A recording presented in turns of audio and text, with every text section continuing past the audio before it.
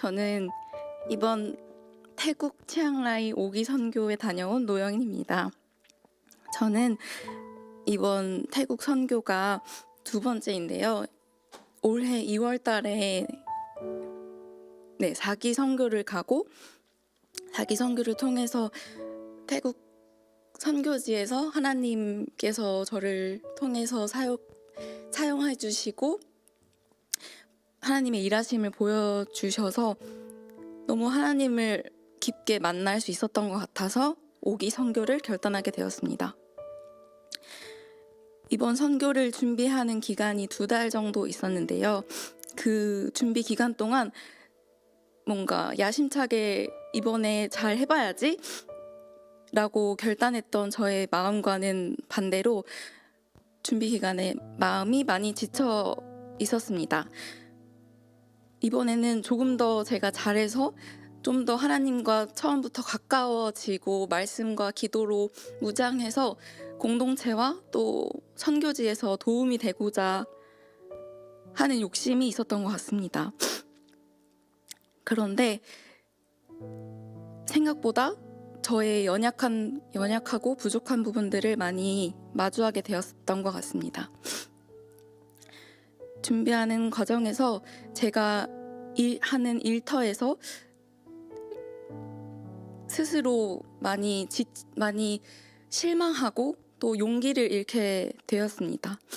또 체력적으로도 지친 상태로 매주 주일 저녁에 선교 준비를 했었습니다. 팀원들 앞에서 표정 관리도 잘 안 되고 또 내 스스로 준비도 부족해서 나는 왜 이것 하나도 제대로 못할까 하는 실망이 많이 느껴졌습니다. 결국 선교 한 달 전에는 제 마음과 힘이 완전히 바닥나서 선교를 그냥 포기하고 도망치고 싶다는 생각까지 들었습니다. 그때 선교사님께 제 상황을 말씀드렸고 선교사님께서 저에게 고린도후서 12장 9절 말씀을 나눠주셨습니다. 제가 그 말씀을 쉬운 성경으로 읽어드리겠습니다. 내 은혜가 내게 족하다. 내 능력이 약한 데서 온전하여진다고 말씀하셨습니다. 나는 그리스도의 능력이 내 위에 머물러 있도록 하기 위해서 나의 약한 것들을 더욱 기쁘게 자랑합니다. 라는 말씀입니다. 이 말씀을 읽고 그때는 말씀이 전혀 이해되지가 않았습니다. 약한 데서 내 능력이 드러난다고? 나는 약해서 아무것도 못하고 있는데 어떻게 그 약함을 자랑할 수가 있을까 하는 의문과 의심이 들었습니다. 그런데 오히려 제 그 마음 상태가 하나님께서 제 마음을 낮추시고 준비시키는 과정이었음을 나중에서야 깨닫게 되었습니다. 이 말씀을 붙들고 그 선교지로 나아갔을 때 하나님께서 그 말씀을 제 마음으로, 제 삶으로 고백하게 그리고 그 말씀이 실현되게 경험되게 해주셨습니다. 선교지에 도착했을 때 저는 체력적으로도 신앙적으로도 많이 지쳐 있었고 하나님의 사랑이 예수님의 그 십자가를 통해서 보여주신 그 사랑이 하나도 몸으로 체감되지 않았던 것 같습니다. 그래서 제가 생각했을 때 선교지에 가기 전에 하나님의 사랑으로 무장을 해야 아이들한테 나눠줄 사랑이 많다고 생각이 들었는데 제 그 기대와 그 결단과 다르게 전혀 사랑이 하나도 없는 그 하나님의 사랑을 의심하는 그 상태까지 이르러서 정말 내가 뭘 할 수 있을까? 내가 뭐 할 수라도 있을까? 의미가 있을까? 내가 하나님께서 나를 필요로 하실까? 이런 생각이 들었었습니다. 그리고 또 아이들 앞에서 아이들을 대하고 또 눈을 마주치고 이야기를 하는 것도 자신 없고 두려웠습니다. 그런 마음 상태로 하루하루 지나면서 제 표정에도 힘듦이 드러났고 아이들을 사랑할 마음도 공동체를 사랑한 마음도 고갈되는 것 같았습니다. 그때 같은 조 한 아이가 저에게 다가와 선생님 무슨 일 있어요? 힘들어 보여요 라고 걱정해 주었습니다. 제가 솔직하게 말했는데요. 잠을 못 자서 힘들다라고 말했습니다. 그랬더니 그 아이가 그럼 제가 오늘 자기 전에 하나님께 선생님의 체력과 힘을 회복시켜 달라고 기도할게요 라고 말해줬습니다. 그 말이 너무 고맙고 또 미안했습니다. 그 순간 정신이 번쩍 들었습니다. 그래, 내가 힘들어도 내 자리를 지키자. 아이들 옆에 조금 더 웃는 얼굴로 있어주자 라는 마음으로 다시 아이들 앞에 서게 됐습니다. 그것이 저에게는 작은 순종이었습니다. 하지만 그 마음 상태에서 사역을 하면서도 또 다른 마음이 들었습니다. 정말 아이들 앞에서 워십을 신나게 하고 찬양을 하고 예배를 드리고 다른 활동들을 같이 하는 게 아이들이 정말 하나님을 만나고 하나님의 복음을 전하는 데 정말 의미가 있을까? 아이들이 워십하고 찬양하는데 하나님을 향해서 하는 걸까?